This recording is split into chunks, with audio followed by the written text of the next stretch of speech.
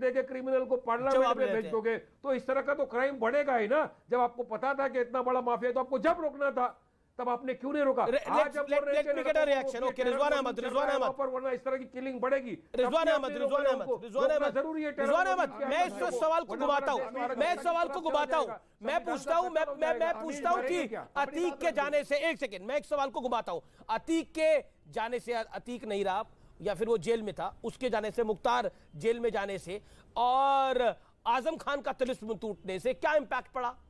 क्या फर्क पड़ा उत्तर प्रदेश के अंदर? नौकरी तो नहीं बढ़ी, विकास तो नहीं हुआ। अमीश भाई, 3 बार हमारे वारिस भाई वकील होते हुए बोल चुके हैं कि हम इनकाउंटर के खिलाफ हैं। वारिस भाई सीआरपीसी सेक्शन 46 2 और 3 पढ़ लीजिएगा। पुलिस को गिरफ्तारी के टाइम पर इनकाउंटर करने का अधिकार है। मैं बात असद की कर रहा हूं, अतीक की नहीं कर रहा हूं। अफसोस इस बात का है कि अतीक से पहले असद के इनकाउंटर के बाद भी आप आंसू बहा रहे थे। सेक्शन 46 2 और 3 पहली चीज। वारिस भाई, आपने बिल्कुल सही बात बोली कि शर्म की बात है कि युवा लॉरेंस बिश्नोई बनना चाहता है। यह बताइए कि क्या यह भी शर्म की बात है कि मुसलमान युवा इंजीनियर डॉक्टर छोड़कर गाजी, जिहादी और शहीद बनना चाहता है? आज उसी रूप से आप उन लौंडों की, उन लड़कों की आप कहिए कि गाजी, शहीद, जिहादी बनने वालों पे लानत है, लानत। बोलिए वारिस पठान। कोई बनना नहीं चाहता। आपने किधर से लेके आ गए? ये सब पढ़ना लिखना चाहते हैं, सब डॉक्टर, इंजीनियर, वकील बनना चाहते हैं, अच्छा पद हासिल करना चाहते हैं, एक अच्छा जर्नलिस्ट बनना चाहते हैं। आप बोलिए ना, आप बोलिए लानत उन पे जिन्होंने पुलिस की कस्टडी के अंदर मार दिया।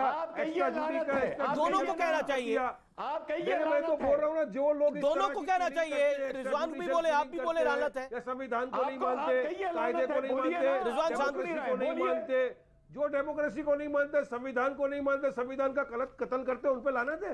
जो संविधान का कत्ल करते हैं, डेमोक्रेसी का कत्ल करते हैं, देश के सब बनाए हुए कायदे को नहीं मानते, अम्बेडकर के बनाए हुए संविधान को नहीं मानते, लानत है। बिल्कुल, जो इस तरह से कौन बनना चाहता है? कौन? अरे सब डॉक्टर, इंजीनियर, लॉयर बनना चाहते हैं। आपको डेटा बताओ कौन बनना चाहता है? जी कौन होना चाहता है? डेटा बताओ, मुझे डेटा बताओ, मुझे डेटा तो बताओ। अरे मैं तो बोल रहा हूँ, देखिए लानत किसी के बोलने से मुझे लगता है कि मजम्मत और मरम्मत दोनों होनी चाहिए, जो लॉरेंस बिश्नोई बनना चाहता है और जो दूसरे कर्म करना चाहता है।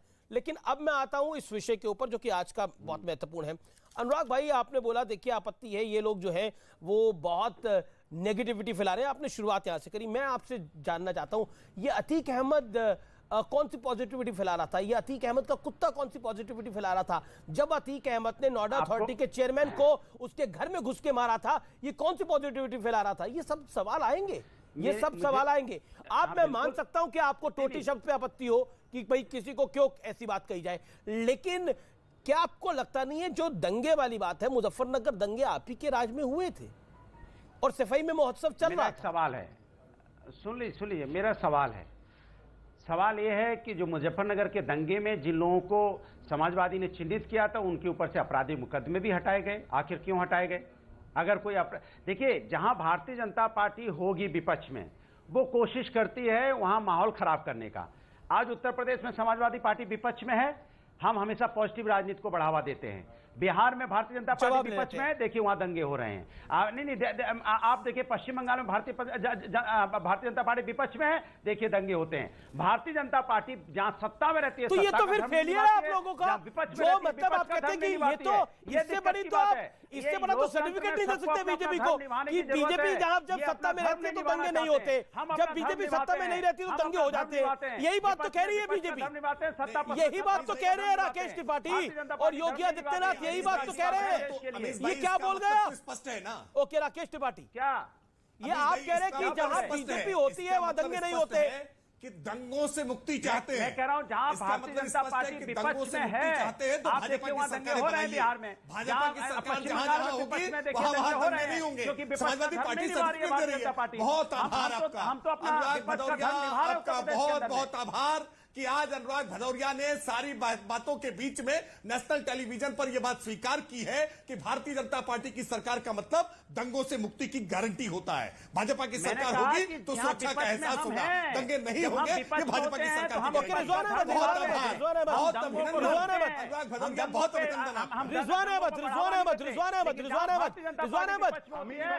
जनता पार्टी विपक्ष में 10 सेकंड को बढ़ावा देती है। 10-15 सेकंड बिहार में बढ़ावा दिया, पश्चिम बंगाल में अनुराग चुप नहीं होते आप। 10 सेकंड। आमिश भाई जी थोड़ा पीछे चले जाते हैं। आज जो अनुराग भदौरिया जी ने बात बोली है कि जहां भी ये विपक्ष में होते हैं वहां दंगे करवाते हैं, तो आज अनुराग भदौरिया जी ये बताएंगे कि 2002 के दंगे गोधरा और अहमदाबाद गुजरात के दंगे किस पार्टी ने करवाए थे, और मोदी से ये माफी मांगेंगे या नहीं मांगेंगे? अनुराग 5 सेकंड।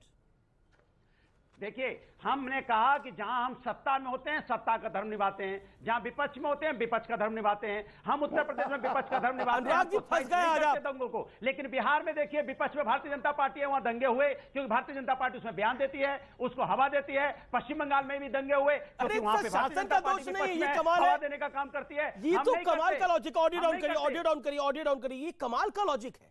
ये कमाल का लॉजिक है कि बीजेपी जहां विपक्ष में होती है वहां दंगे हो रहे हैं और जहां सत्ता में वहां दंगे नहीं हो रहे। तो मतलब जो राकेश त्रिपाठी ने बात बोली, ये सर्टिफिकेट खुद बांटते फिर रहे हैं इस बात का। किस बात का सर्टिफिकेट? मतलब आप बांट रहे हैं कि बीजेपी सत्ता में रहेगी तो दंगे नहीं होंगे।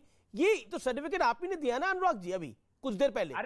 लेकिन इसी बीच एक दुखद खबर है, लेकिन इसी बीच एक बड़ी दुखद खबर है। तारिक फतेह जाने माने कमेंटेटर और भारतीय संस्कृति के बारे में बड़ी अपनी राय रखने वाले, लंबे समय से बीमार थे, उनका निधन हो गया है। हमारे आर पार के कार्यक्रम में वो कई बार आए, हमारे ये देश है कार्यक्रम में उन्होंने कई बार हिस्सा लिया। तारिक फतेह जो कि भारतीय संस्कृति पर बुलंद आवाज रखते थे और भारत के ऊपर अपनी राय बहुत बेबाक रखते थे, एक अच्छे इंसान थे, ईश्वर उनकी आत्मा को शांति दे। तारिक फतेह जाने माने लेखक, जाने माने कमेंटेटर, उनका निधन हो गया है और मेरे बड़े प्रिय मित्र थे। मुझे बहुत अफसोस के साथ ये खबर कहनी पड़ रही है, लेकिन मेरी जिम्मेदारी है। तारिक फतेह का निधन हो गया है। रिजवान अहमद के भी बहुत अच्छे जानकार थे। मैं उम्मीद करता हूं कि ईश्वर उनकी आत्मा को शांति दे और उनके परिवार को पूरी सहानुभूति। लेकिन अब मैं आपके सामने एक ऐसा मुद्दा लेकर आया हूं व्यूअर्स, जो अपने आपके बच्चों के लिए बहुत अहम है, यानी उनके भविष्य के लिए बहुत अहम है।